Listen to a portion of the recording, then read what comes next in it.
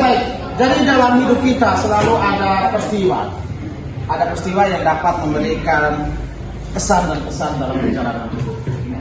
Nah, peristiwa itu tidak bisa dilewati jika tanpa orang yang ada di dalam peristiwa itu. Maka itu adik-adik, dalam konsep penulisan teks deskripsi kali ini, saya ingin mengetahui lebih sejauh mana sosok inspiratif dalam peristiwa-peristiwa kehidupan yang kita alami. Saya ingin bertanya kepada Grace. Oke, silakan Grace. Kira-kira siapa yang menjadi sosok inspiratif dalam hidupmu? Oke, jadi yang menjadi sosok inspiratif dalam diri saya adalah diri saya sendiri. Diri kamu sendiri ya. Terima kasih. Tepuk tangan buat Grace. Saya juga ingin mengecek lagi di bagian ini ya, supaya kita punya dua kata kunci. Kira-kira siapa yang akan menjadi sosok inspiratif dalam perjalanan hidup? Saya yang mana, silakan. Kucing saya menjadi sosok inspiratif dalam hidup saya. Tepuk tangan dulu, luar biasa. Dan itu adik-adik sekalian, baik orang, baik benda, baik buku ini, baik itu kucing yang disampaikan, semua punya cerita yang memberikan inspirasi. Tergantung sejauh mana kita melihat secara rinci makna-makna yang ada dari setiap kejadian. Saya pegang buku ini karena saya mencintai dia. Banyak hal yang diberikan dari setiap ketikan huruf, kata maupun kalimat.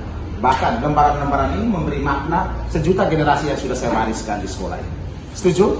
Setuju. Tepuk tangan juga buat saya.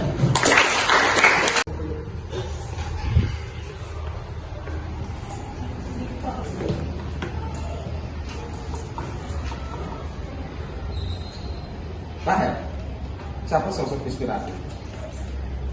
Sosok inspiratif saya adalah kakak sepupu saya, Bulan Tamara Horo. Namanya bagai rembulan di tengah gulita, menyinari langkah saya dengan inspirasi yang tak pernah pudar. Lahir di Atambua, dengan kedua orang tua berasal dari Nusa Tenggara Timur, ia adalah contoh nyata dari ketangguhan yang tumbuh subur di tanah rantau. Masa kecilnya yang berpindah-pindah dari Atambua, Kalimantan, hingga akhirnya menjejakkan kaki di New York adalah perjalanan seorang pejuang mimpi. Setiap cerita tentang perpindahannya adalah momen perpisahan yang mengharukan. Kehilangan teman, kebiasaan, dan kenyamanan adalah pahitnya pil yang harus ditelannya. Namun, di balik setiap air mata perpisahan, ada benih kekuatan yang tumbuh. Ia belajar bahwa hidup tak selalu nyaman, dan justru di ketidaknyamanan itulah ia menemukan ruang untuk berkembang. Ini, di tengah gemerlap New York, ia menjelma menjadi obor yang membakar semangat saya. Di kota yang tak pernah tidur ini, perjuangannya terasa semakin nyata. Malam-malam panjang di perpustakaan, bergelut dengan tumpukan buku dan tugas kuliah menjadi santapan sehari-harinya. Ia harus beradaptasi dengan sistem pendidikan yang berbeda, bahasa yang kadang terasa asing, dan budaya yang begitu beragam.